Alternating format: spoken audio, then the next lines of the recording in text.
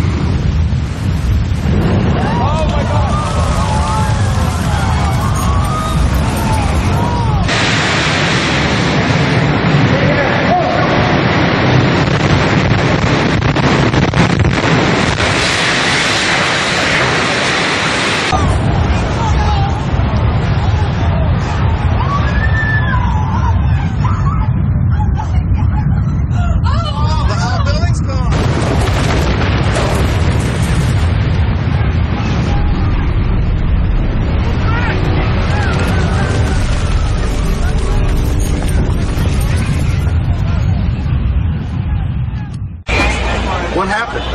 There was an explosion. We was in the lobby and the third explosion, the whole lobby collapsed on us. What was it like? What was it like?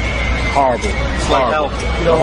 The whole building just collapsed on us inside the lobby. Was that a secondary explosion? Yes, it was. That was the planet problem? Yeah, definitely a secondary explosion. Because we was inside waiting to go upstairs, and on the way upstairs, the whole fucking plane blew. And we just collapsed on everybody inside the lobby. Similar to the first tower coming down, secondary? I don't know about the first one, but I know the second was terrible. Then there was a third one too after that one. Third explosion after that? That's right. Everybody was inside the building waiting to go upstairs, and they just let loose. Everything just let loose inside the building. So what you told me is that there was a plane or whatever hit the building, then a secondary explosion. It was like 3 explosions after that. We came in after the fire. We came when the fire was going on already. We was in the staging area inside the building, waiting to go upstairs. Then they exploded. The whole lobby collapsed on the lobby inside. And just mayhem after that? Just man, everybody tried to make their way out. My name's Tom Sullivan. I worked for Controlled Demolition Incorporated, CDI, the top-rated explosive demolition firm in the world, owned by the Loiseau family during the years surrounding 9/11. And I worked for them as an explosives loader for 2.5 years. As an explosives loader, my job was to place explosives in the buildings to prepare them for demolition. There are many steps that you need to take. First off is you have to weaken the building. To weaken the building, that means the staircase, all the staircases have to be cut at intervals. The firewalls have to be removed. The elevator shafts have to be cut. I looked down to my right, and the elevators exploded, something out of like a Bruce Willis Die Hard movie. Then you have to move to the support columns on the particular load floors. And those are cut by a torch for 2 reasons. First, to weaken them, and also to allow for charges to be placed onto the structure, onto the columns themselves. And that essentially reduces their strength by about 20%. And even with all of that work being done to weaken this building, it still remains safely standing, so we can continue to work in it. The story that just a few columns can cause a synchronized global collapse, an implosion, is, well, that's just nonsense.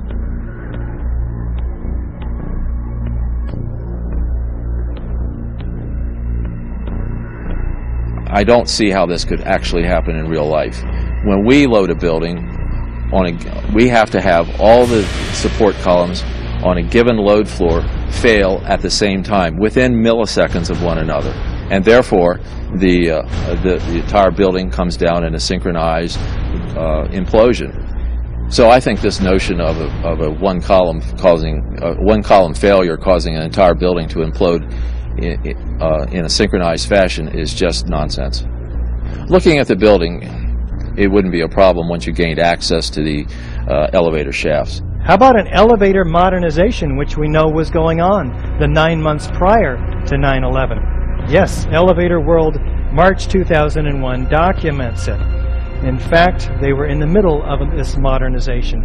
There are people who noted that the elevators were locked in turn and that there were guards placed at these locked elevators during the modernization. Then a team of loading experts would have access to all the core columns and beams. The rest could be accomplished at that point by just the right kind of explosives for the job at hand. The choices are many out there. You wouldn't need miles and miles of det cord. You could have used wireless remote detonators, and they have been available for years. You need to only look at an action movie to see them in use, and of course the military has them as well. Contractors don't use them, on the other hand, because they're just too expensive. Well, you wouldn't have found steel casings to be left in the rubble. They haven't been used for years. What we use now is RDX copper-jacketed shape charges, and when they're initiated, there's nothing left of those charges. And in the case of thermite, well, thermite self-consuming cutting charges have been around since they first patented in 1984. So there would be nothing left in the debris pile except some residue of molten iron.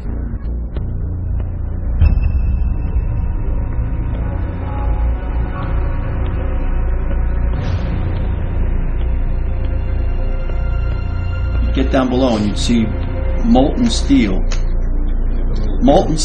running down the channel rails, like you're in a foundry.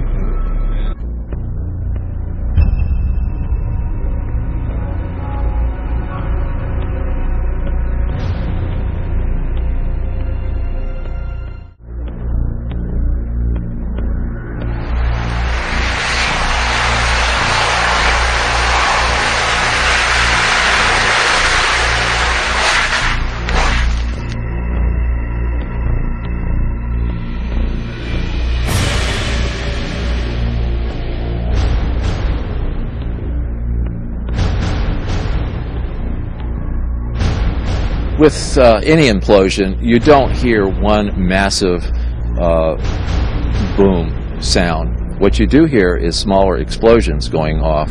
Mr. Sunder of NIST has said that you would, if this had been a controlled demolition, you would have heard a large, massive bomb going off. The World Trade Center. You can see the firemen assembled here, the police officers, FBI agents.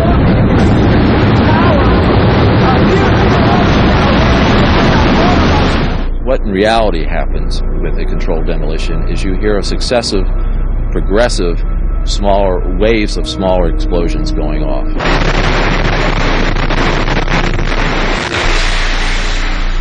In the case of thermite cutting charges, you would have heard far less noise, since they are worked by thermal heating, melting of the steel, rather than an explosive cutting as in RDX charges. I knew from day one that this was a controlled event, and why I did that is because simply looking at Building 7, you have a sudden collapse of the building. It's fairly symmetrical as it comes down. There's the classic kink, which means that the center core fails first, and you can see that on the video, and the building falls near free fall. So I really honestly didn't believe this from day one. I am Major General Albert Stubblebine. I am retired Army Major General. In my last assignment, my last command, I was responsible for all of the Army's strategic intelligence forces around the world. On September the 11th in 2001, what hit the Pentagon?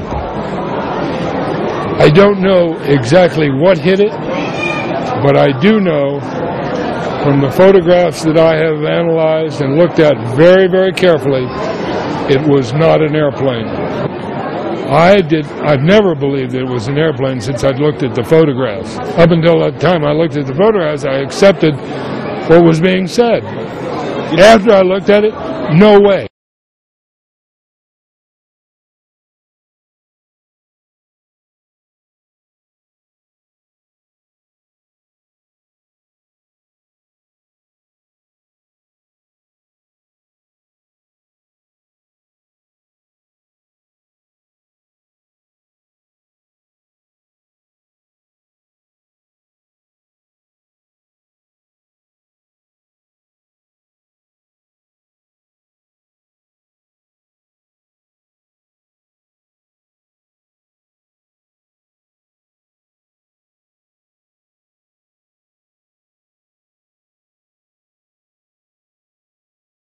Pakistan and Benazir Bhutto. When the former Prime Minister arrived back in the country 2 weeks ago, after 8 years in exile, the homecoming parade in Karachi was quite literally blown apart by an assassination attempt. Yes, well, one of them is a very key figure in security. He's a former military officer. He is someone that has had dealings with Jaish-e-Mohammed, one of the banned groups with Maulana Azhar, and he also had dealings with Omar Sheikh, the man who murdered Osama bin Laden, قنوات التلفزيون الباكستانية التي عرضت صورة وجه مشوه جزئيا باعتبارها لأسامة بن لادن زعيم القاعدة قالت إن الصورة ليست صحيحة وسحبتها. 1993, World Trade Center bombing, remember? During the trial, one of the bombers claimed the CIA had advanced knowledge. The diplomat who issued the terrorist visa was CIA. It's not unthinkable they paved the way for the bombing, purely to justify a budget increase. You're telling me that you're going to fake some terrorist thing just to scare some money out of Congress? Well, unfortunately, Mr. Hennessy, I have no idea how to fake killing 4,000 people. So we're just going to have to do it for real. Oh, blame it on the Muslims, naturally. Then I get my funding. Good night, old girl. Down to the LBN Chopper 1.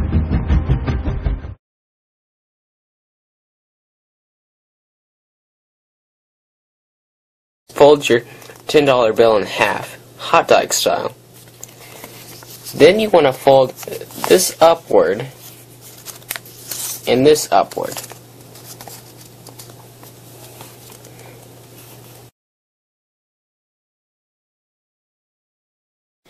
Exact locations, like the South Tower got hit towards the middle, North Tower was a little up higher. But you fold it president face in. And then the tricky part is, I guess the easiest part would be to fold it in half like that and find where the middle center is. And then when you find that line, hold it so that you see the White House in the back. And you fold the right side down the crease. And then you take the left side down the crease. And you turn it around. And it, On the left, you'll see it's United. And on the right, you'll see it's American. Those were the two planes that hit the Twin Towers.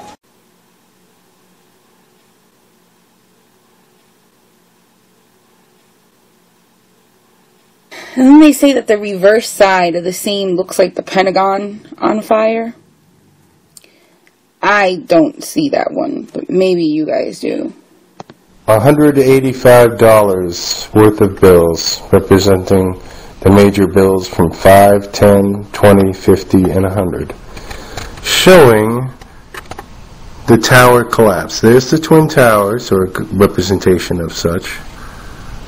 Oh look, they're starting on fire. Now they're engulfed. Now they're collapsing.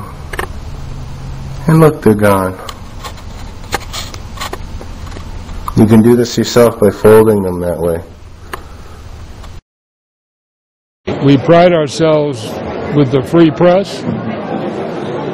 I do not believe the free press is free anymore. It's very expensive. It's very expensive. And the press is saying what they have been told to say.